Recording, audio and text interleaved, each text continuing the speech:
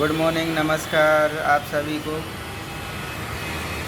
एक 45 ईयर की female patient का केस शेयर कर रहा हूँ, जिनको इंडाइजेशन की प्रॉब्लम थी और खाना नहीं पच रहा था और उसके बीच में बार बार बुखार आ रहा था।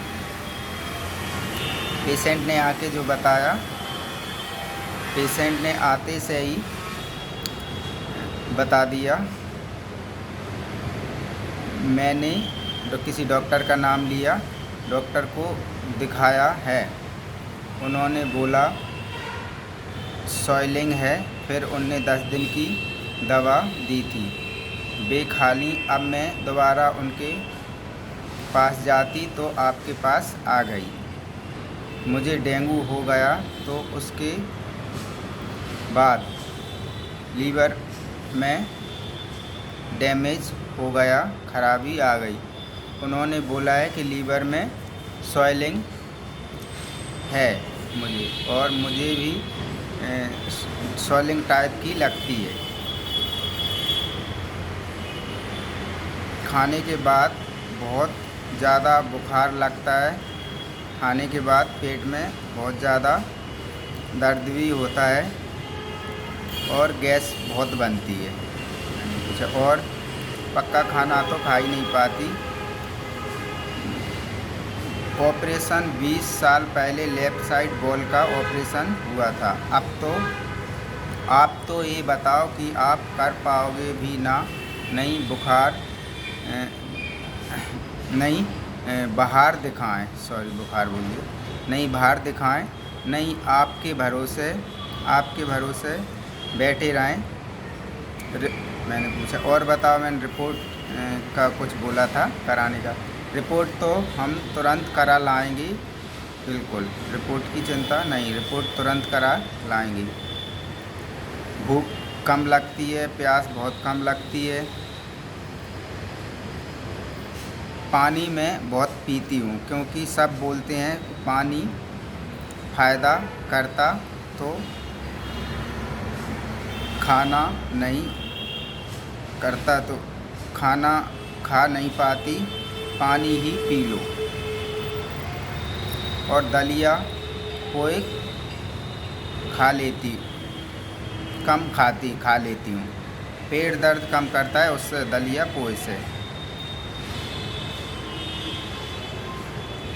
थकावट रहती है बहुत ज़्यादा।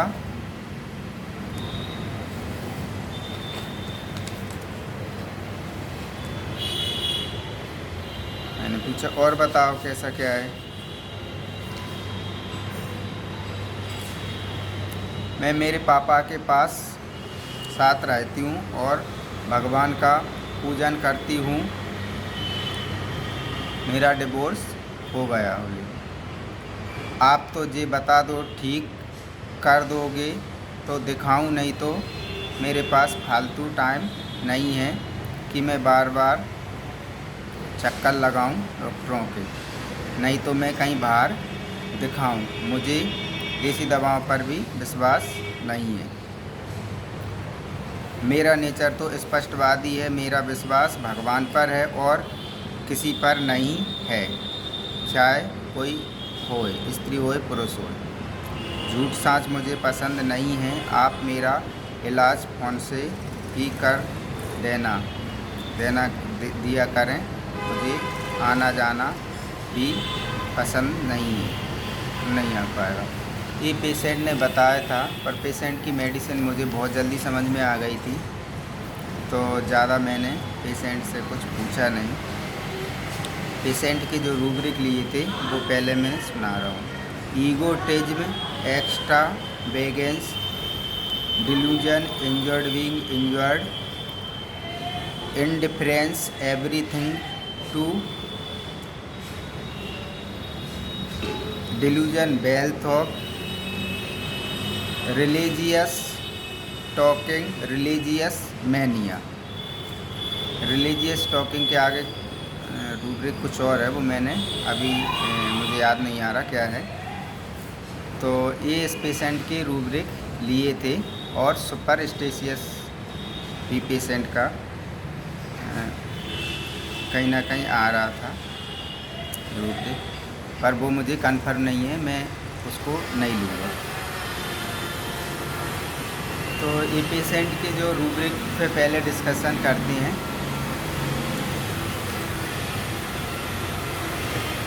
हाँ, एक रूब्रिक और है, बिजनेस टॉक ऑफ, और एक दूसरा रूब्रिक एप्रो।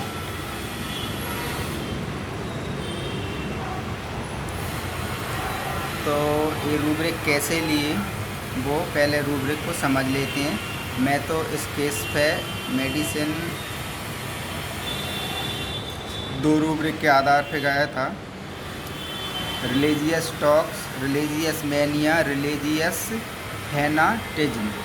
मतलब पेशेंट भगवान की बात ज़्यादा कर रही थी और भगवान की भजन पूजन ये वो सब भगवान की ही पेशेंट ज़्यादा बात कर रही थी।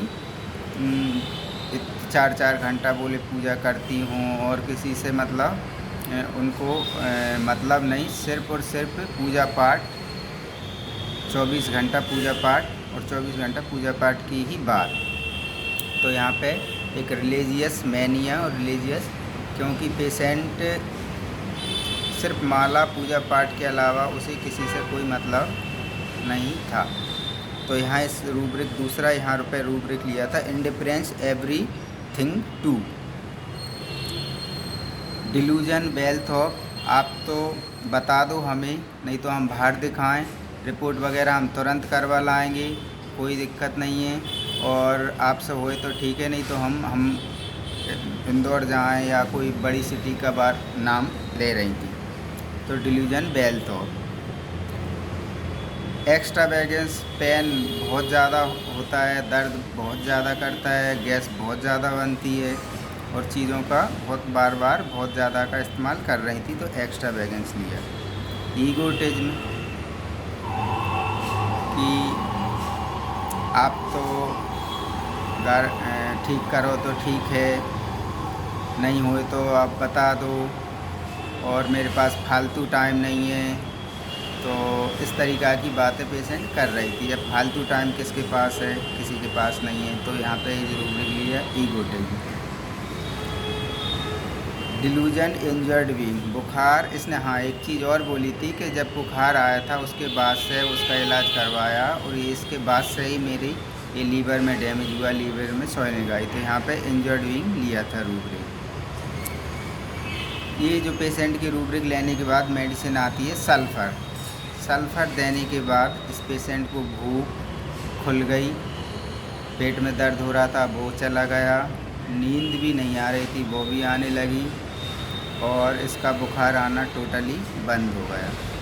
तो ये पेशेंट की मेडिसिन सल्फ़र से एकदम ओके हो गई। ये बहुत ज़्यादा परेशान कर रही थी, और इसके अगले टाइम में इस पेशेंट ने मेरे से बहुत ज़्यादा अच्छे से बात की थी, एकदम बहुत रिस्पेक्ट के साथ, और बहुत ही ज़्यादा माइल्ड हो गया। जबकि पहली बार में इसका ईगोटिज्म रूब्रिक लिया, बिजनेस टॉक्स लिया, और इंडिफरेंस एवरीथिंग टू, ये सब अगले अटैम्प्ट में कोई इसको ऐसी बातें इसने बिल्कुल भी नहीं करी कि जिससे किसी को ऐसा लगे कि ये कुछ भी बोल रही है। तो ये पेशेंट बहुत अच्छे से क्योर हुई, इसका लीवर, पेट, सारी चीज़ें क्लियर क्योर हुई। और इसने सल्फ़र के शायद 2-3 डोज ही मैंने रिपीट करे थे, बाकी 6-7-8 महीने इसने दवाई मैंने खिलाई थी, जो मैं दवाई और अदर जो दवाई होती हैं एसएल वगैरह वो मैंने दी थी। बाकी ये केस आपको कैसा लगा वो आप कमेंट्स करें, बताएं। और माइंड मेथड में सबसे जो ख़ास जो बात है, जो हमारे गुरुओं ने, टीचरों ने हमें सिखाया है, बताया है बार बार कि पेशेंट के रूब्रिक तो बहुत ज़्यादा आते हैं, लेकिन पेशेंट की जो फीलिंग्स जो रहती है ना, वो सिर्फ़ और सिर्फ एक फीलिंग्स रहती है, वो सबसे फीलिंग्स सुपीरियर होती है उस पेशेंट में। जैसे कि इस पेशेंट की जो मेन जो फीलिंग्स थी, जो रिलीजियस मैनिया और रिलीजियस टॉकिंग के ऊपर थी, क्योंकि सल्फ़र के जो पेशेंट में है ना, ये अक्सर देखने को मिल जाएगा। डिल्यूजन, वेल्थ और रिलीजियस के जितने जो रूब्रिक हैं, वो सभी 3-4 रूब्रिक हैं जितने भी, उन्हीं में सभी में जो मेन रूब्रिक हैं उनमें सब में सल्फ़र है। तो इसकी जो फीलिंग्स थी, यहीं से मैंने इस केस की मेडिसिन पर गया था, और सल्फ़र देने के बाद ना मैंने इसका कोई फीवर, ना डाइजेशन, ना गैस, ना कुछ देखा, और बिल्कुल रिज़ल्ट एकदम 100% सटीक मिला, बहुत अच्छा मिला।